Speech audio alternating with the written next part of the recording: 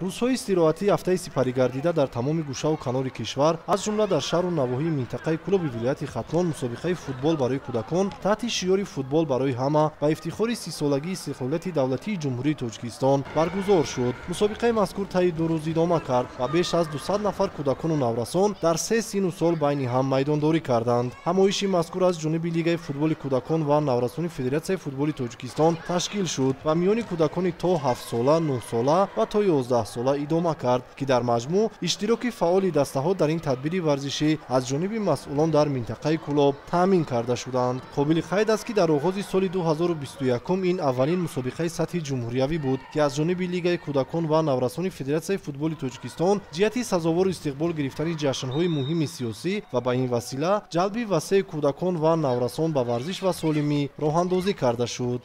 мувофиқи плани календарии Федератсияи футболи ҷумҳурии Тоҷикистон ва Лигаи кӯдакон наврасони Федератсияи футбол дар ҷумҳурии Тоҷикистон, дар тамоми саросари ҷумҳурии Тоҷикистон футбол барои ҳама гузашта истодааст.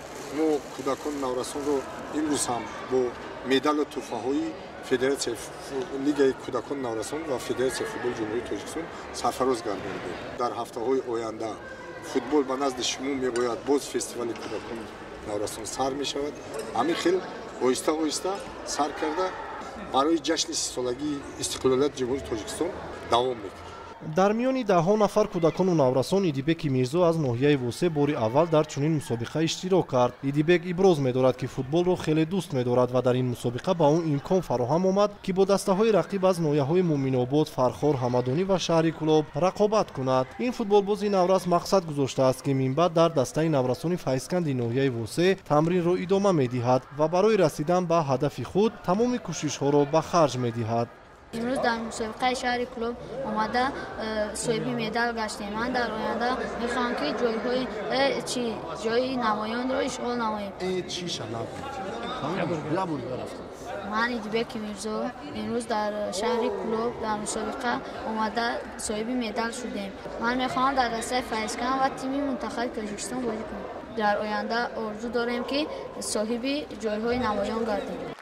тавре иттилоъ додем, ҳадафи мусобиқа на ин ки муайян кардани дастаҳои ғолиб ва ҷоизадорон, балки таърихи роҳандозии ин қабил чорабиниҳо дар ниҳоди кӯдакон парваридани муҳаббати футбол аз хурдӣ мебошад. ҳадафи мусобиқаи мазкур, ки таҳти унвони футбол барои ҳама номгузорӣ шуд, то андозае ба мақсади худ расид. зеро пас аз ба итмом расидани мусобиқа аз ҷониби масъулони Лигаи футболи кӯдакон ва наврасони Федератсияи футболи Тоҷикистон дар минтақаи Кӯлоб ва мураббиёну собиқадорон ҳар як футболбози наврас барои иштирок бо нишонҳои хотиравӣ сарфароз гардонида шуданд.